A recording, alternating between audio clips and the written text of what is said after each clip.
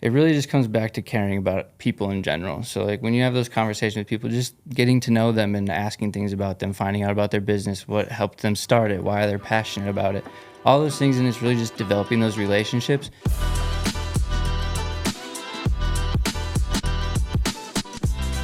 What's up, everybody? Welcome to another episode of Connections That Matter, where we highlight Northern Colorado's top networkers and the connections that they make them super successful. Justin Lindquist on the show today. Justin, welcome to the show. What's happening, Andrew? How you doing today? I'm doing really good. Well, I'm excited to talk to you because when I first met you, I got introduced to you by somebody who was super proud of the cave light that you did.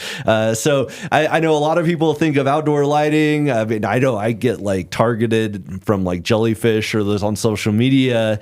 And I see them in neighborhoods too, like the different lighting, especially different holidays. But there's levels to this thing, where if you're doing cave lights, there's an extra layer beyond the track lighting. So Definitely. Tell us a little bit more about what you do beyond the cave lights. Yeah, so the cave light in that one specifically was a water feature that we lit up for a good friend of ours, also a Network in Action colleague or referral partner friend of ours, Chris Parks. Yeah. So we lit up his water feature. He had a nice little tucked in cave there that we threw a little light in the back, and it's been a really unique feature that he definitely loves telling people about, but we're really proud of that one. So we do luxury, high-end outdoor lighting, architectural lighting, holiday lighting as well, but we primarily focus on kind of that landscape lighting, architectural lighting, bringing safety, ambiance to people's outdoor living and entries of their homes. Yeah.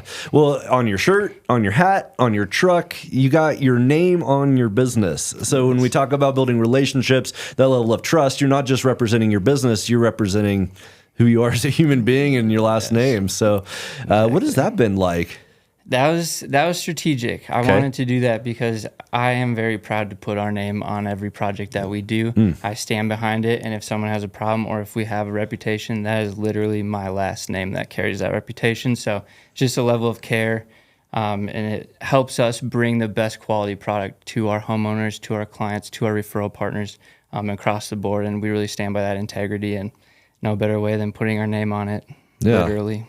Well, very cool. And you got a lot of 5-star Google reviews that you've done, and been an entrepreneur most of your life. Tell me the story, though, how you got into outdoor lighting, because I think it's really cool, and I haven't seen it very much until I met you. Yeah, it's an extremely niche field, that's for sure. It brings its own challenges that way because it is so niche. It's kind of harder to get the word out there, hence why joining these networking groups are huge. But how we got into it, or how I got into it, is during college, I was studying finances. I got a finance degree at University of Minnesota Duluth.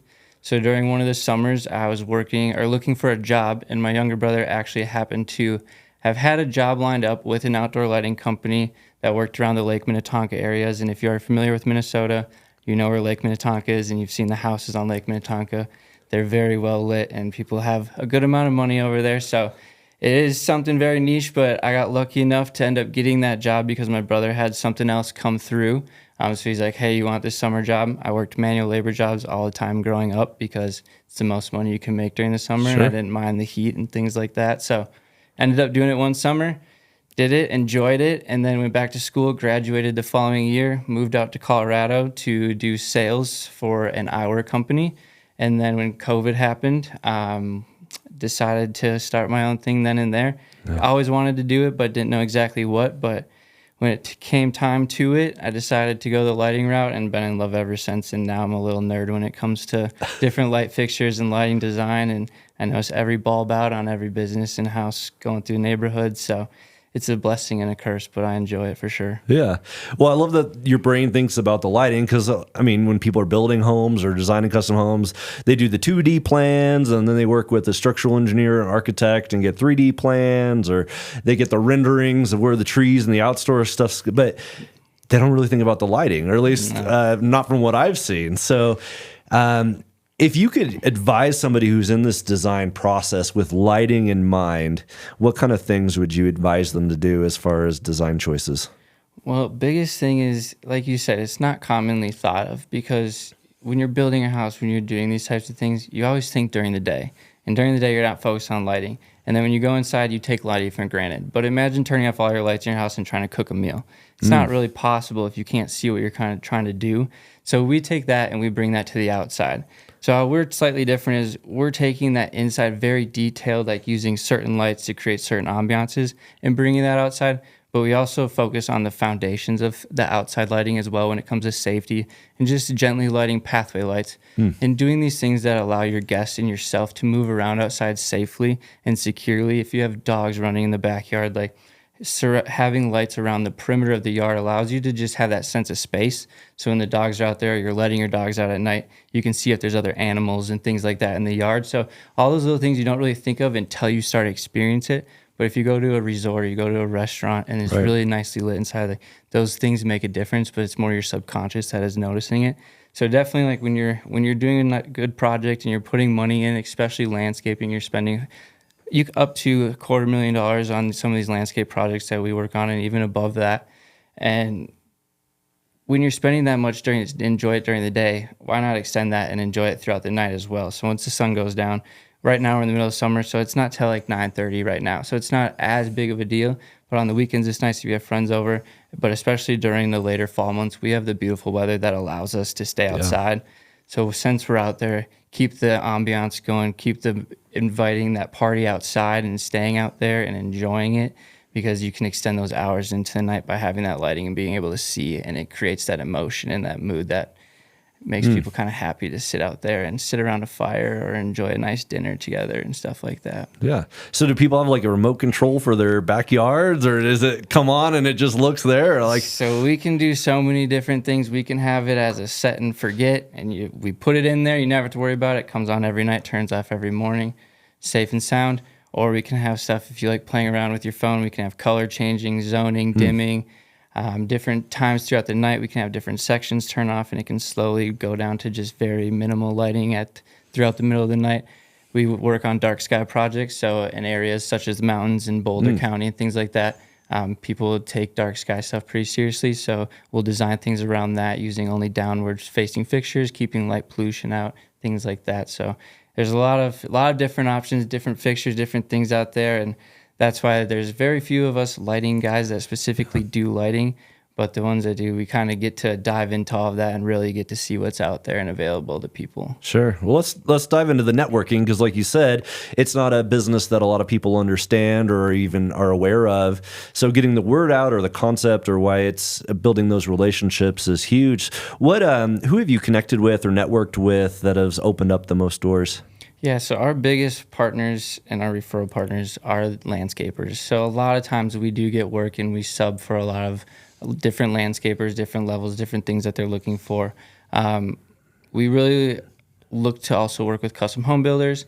So we've had some good connections with people in our group that are in the renovation side of things or in the home building side of things. And then I've also connected with marketing people to help me with my branding and help me with my work as well, and getting my name out there and doing paid social advertising and things like that. So utilizing the group selfishly for myself, finding those people that I need to hire, and then also just doing what I can to help those people gain traction. If someone asks me for certain things that I know a person, I really like being that person that can connect those two. So I get a lot of enjoyment out of that and being part of this group. But it's also helped me on my side grow the business and, like you said, get the name out there and just more people aware of it, because it is so niche. Yeah.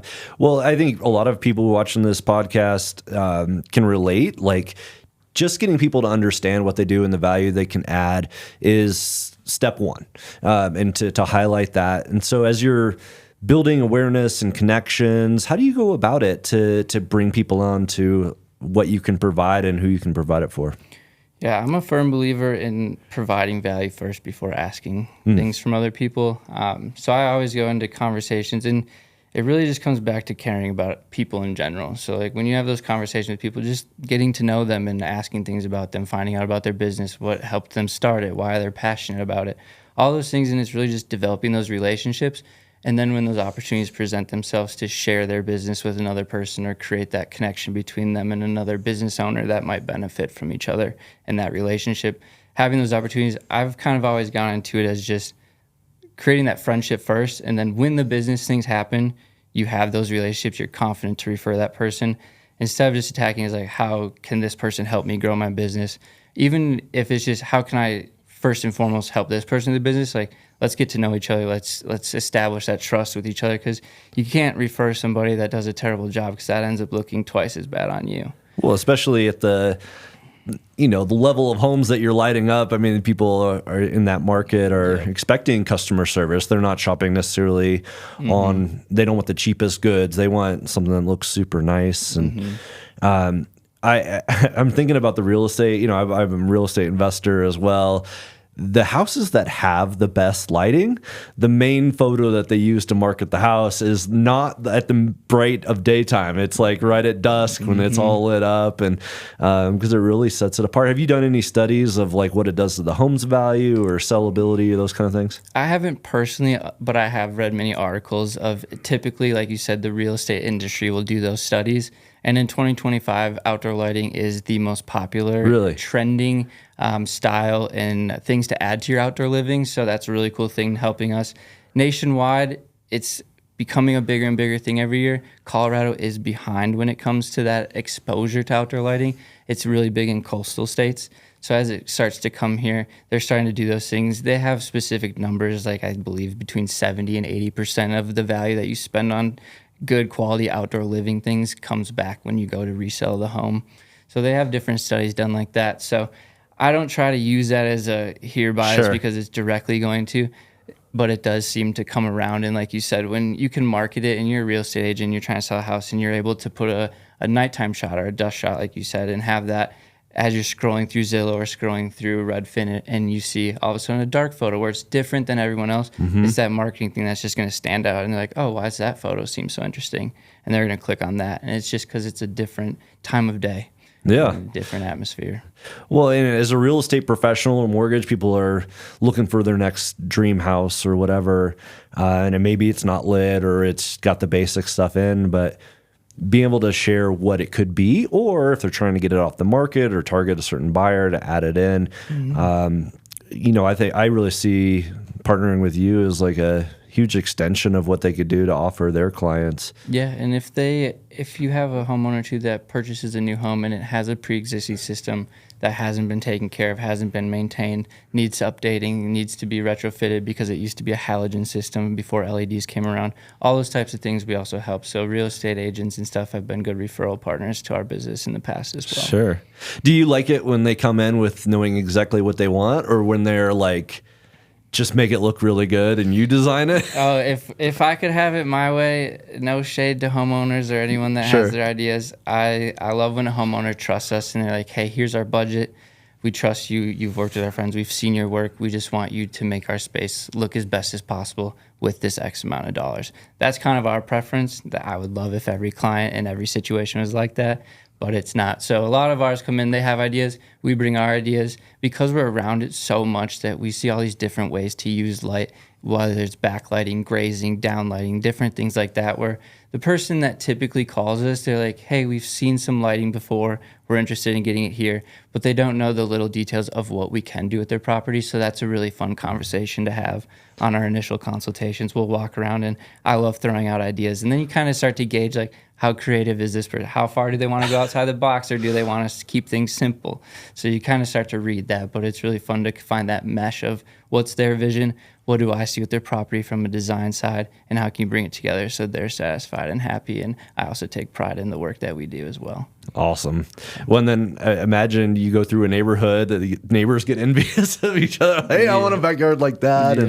And to be able to come. Where's your service area? Where in Colorado do you? Because we're so niche, we do cover a big area.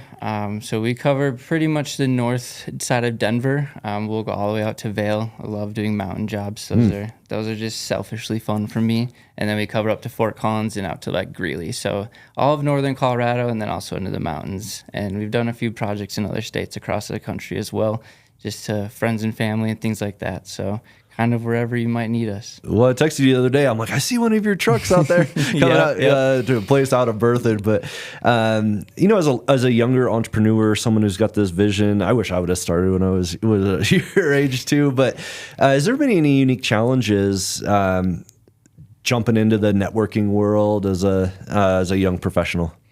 Yeah, I think the obvious one that most people would think of is age. I mean, when you come in, especially me, like I am almost 30 years old, but I look like I may be in my early 20s. So when you do come in, like people may not necessarily take you serious, or when you talk about something, they may not understand the level in which you do it at. That's something I find a lot of times when I talk about what I do, people will be like, oh, do you like hang Christmas lights or like put like solar lights and stuff? And it's like, no, like what we do is like extremely like high-end luxury stuff, but we have that issue when I go and meet clients. Like I can tell sometimes when they're hesitant, but usually once we start talking about it and they can tell like how passionate I am about what I do, and then also just the depth of my knowledge of certain lights and different things like that. Usually you can tell we get to a spot where they start to trust me and they're like, oh, you know what you're talking about. Like you're aware of what's going on. You get what I'm saying, and then you're able to explain it back to me. So doing things like that, it's a little bit tougher, but other than that, as long as you can talk to people, I think that's the most important thing. I went to school and I hated communication classes. I hated giving public speaking. Like it's not my forte. Networking, not my forte. Sure. I'm a more quiet, shy person, but joining something like this, it pushes you outside that. And in business, you have to be able to communicate with other people. Like you can't be in a shell. There may be a certain very niche, tiny things that you might be able to sit behind a computer and never talk to anybody, but we're all in customer service business. We just happen to sell different products or different services. But at the end of the day, you have to build those relationships with other people in order to grow, along with building relationships with homeowners, clients, things like that. So it all connects to each other, and this is a nice way to be able to force yourself to have those conversations with people, talk about your business, be willing to share about your business and ask for things in return, and just have more direct conversations and things like that I think help you grow as a person and as a business owner. Yeah. Well, in Colorado, we have 4 seasons. So I imagine you light up a backyard. It looks different than the summer, than the fall or the spring. Yep. So how do you keep that in mind, or when you're designing it, like maybe it's a summer month and I'm thinking of summer lighting, but you're probably thinking of year-round lighting. Yeah, and it just comes with time. I mean, at the beginning, that wasn't something I thought of. I would just be like, I would look at how it looked that day when I was quoting the job, and I'd be like, this is how I want to light it. But as you keep doing it, and then as you go and service something during the winter, or you're doing another project during the winter, you're like, dang, I wish I would have done this on this other house because that's how that's going to look in the winter. And it just comes with time and doing it a ton of times over and over and over in multiple designs. And you read articles, you listen to other people, you have conversations with people, and you pick up these little nuggets here and there from everybody, and you turn it into your own kind of thing, and you try to make the best that you can, but still learning. I'm surprised that that's something that you even think of, because it took me probably a couple of years before that crossed my mind. And I know plenty of people in our industry that they would have never even thought about that, but it is very true. Like the color of light, the brightness of the light, depending if there's leaves, you don't want it to be too bright if there's no leaves during the winter. So there's definitely different things like that take a toll and play a role in the design of lighting. Well, I think that's why you hire a specialist too, because some landscapers might do lighting, but not like that. Probably, it's not what they think about all day long. Whereas and I think when you can really narrow in on what you're really good at and create that as a business, then your clients win that way. Definitely. And we're not for everybody. What we do and the level we do it at comes with a price tag. And there are plenty of situations where the landscaper that just wants to slap in some path lights and some uplights through your project, like that is exactly what you're looking for. And we never want to step on people's toes or do anything like that. We wouldn't talk bad. There's even a place for solar lights. I'm a big advocate of solar lights. For you ask other lighting guys, they hate it. But to me, it gives people an experience. They start to experience it.